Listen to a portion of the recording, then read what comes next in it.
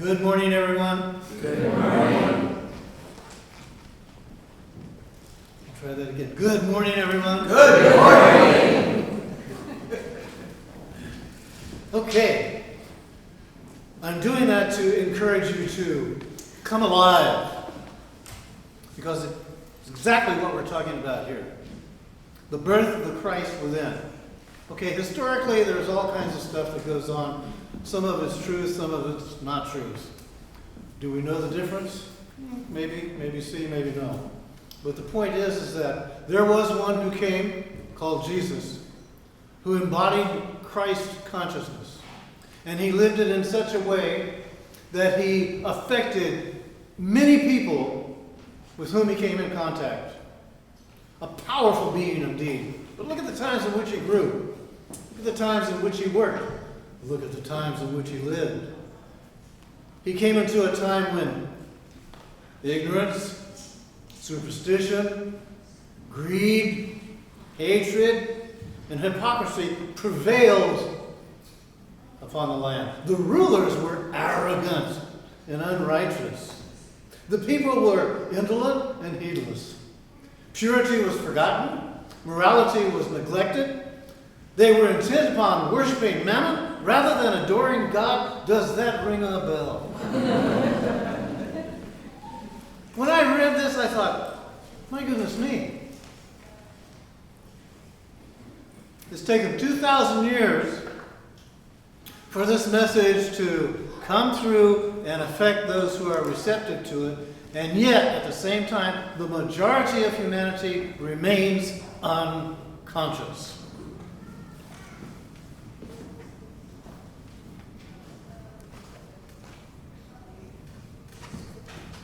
Now, Jesus came and he worked a transformation in the lives of people. Think about it in your own experience. Where you have been and what you believe to be true.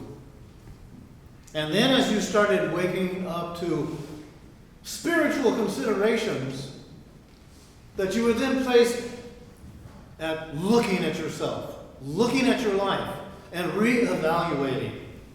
Imagine being in the presence of someone who embodied this, and in the embodiment brought forth this transformation.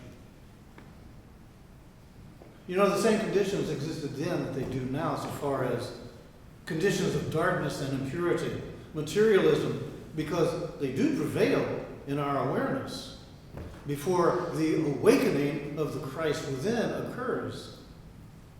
So, I can look back in my own life, and even though I had unusual circumstances that permitted me to know that there was another life that existed in an invisible realm, nevertheless, I still found myself feeling insecure, uncertain, and so I followed the lead of others, and I found myself engaged in all kinds of human activities that really clouded my awareness of God. There was a time when I thought, God, that's a joke. To allow all of this to go on as it is, God is a joke. But then something began to happen. And that something that happens occurs with each and every one of us. We begin to look and see there's more to the life that I've been living. I may not know what it is, but there's also an inner voice that begins to speak to us, that Christ within begins to get our attention more and more to where we start opening up to other possibilities. They say that the Christ within births in your heart. That it is a heart awareness that begins to dawn upon you. That you actually start getting out of your head and opening up to heart matters, it is a shift that requires effort and persistence. Look at this now so far as what happened then that we celebrate and say, Christmas, how wonderful. Christmas, how delightful. Christmas, I get to buy presents for everybody. Christmas, I get to go in debt. It's still there for us to look at, to deal with. Because if any of these things you consider are going to get you to a place of inner awakening, you're mistaken. It's a mislead and a deliberate mislead. But we still celebrate Jesus, and every December, about 2.2 billion people on the planet, in some form or another, celebrate the birth of Jesus Christ. And you notice with good reason. Because Jesus was clearly an incredible human being. A champion of compassion, a champion of peace, tolerance, and unconditional love. And we say these things and we go over these things, but open yourself to what that really means to you. And that he embodied the truth, but at the same time he didn't say, I am the sole possessor of truth. He said, truth lies within you. But what's happened today? Look at what Christianity has done today. Many of the factions of Christianity have said, we are the sole possessors of truth. If you don't go our way, you are damned. You're off the path. And that has nothing to do whatsoever with the teachings of Jesus, who said, love. I am love. Love your brother as yourself. Grow in love and compassion. Open yourself up to this. And then he spoke of dimensions that a lot of us still don't quite grasp. And one of those has to do with heaven. But he was very clear and emphatic, and he said, hey, heaven is not a place. Like when you die, you're going up there in the sky.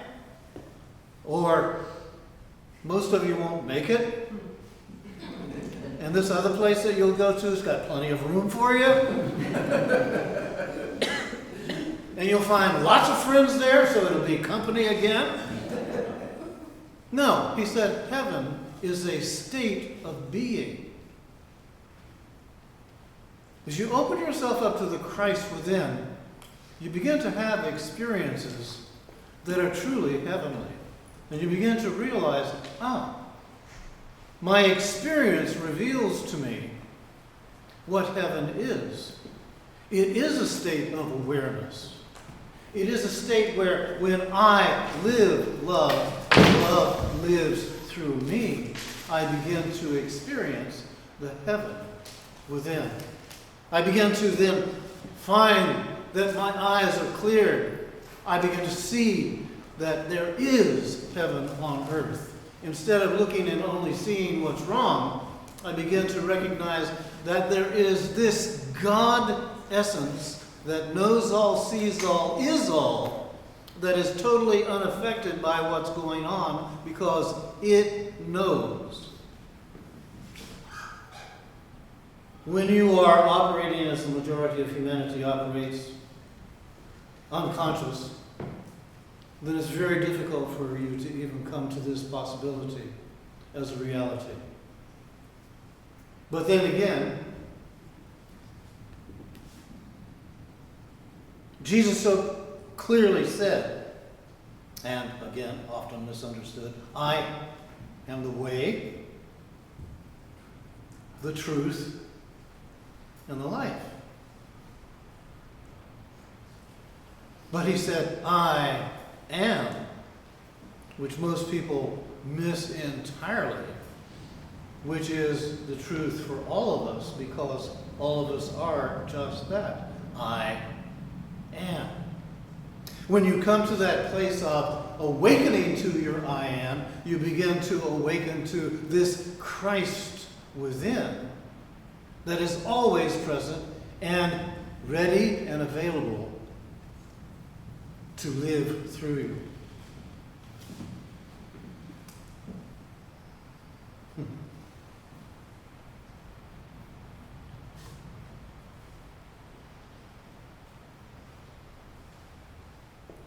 If I were to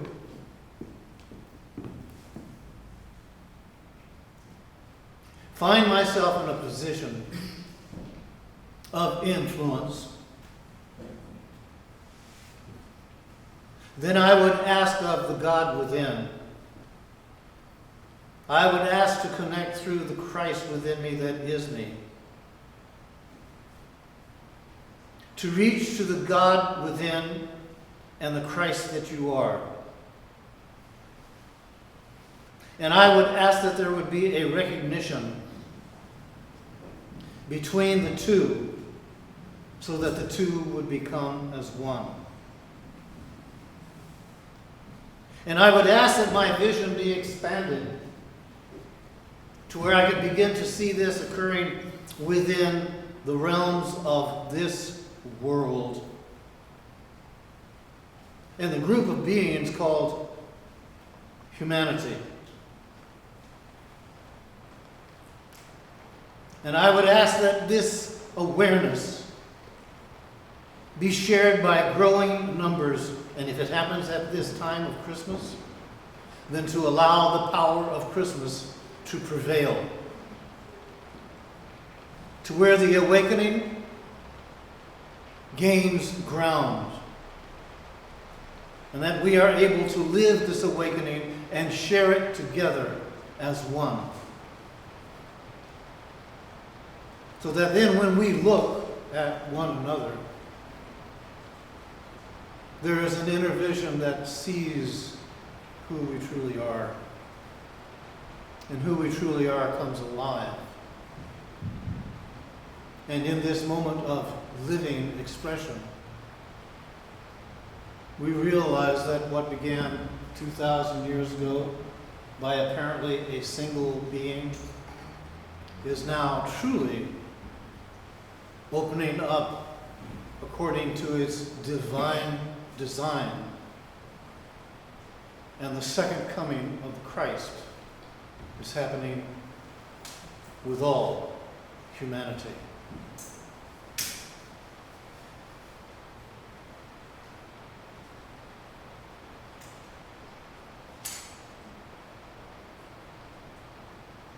So,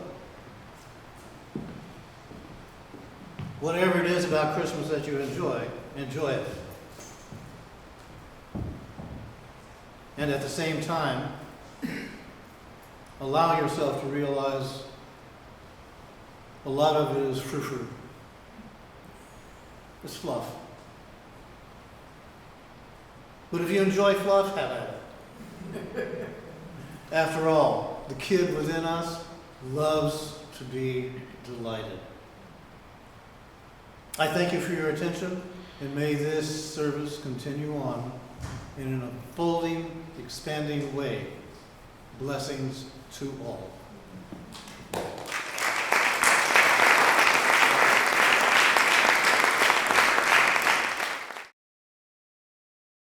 For more information about the Metaphysical Church of Enlightenment or the Rodin Foundation, please go to our website at www.rodin.org. If you have been inspired by the revelations shared in these podcasts, please donate to the Rodin Foundation's ongoing efforts to help others help themselves at www.rodin.org/donate.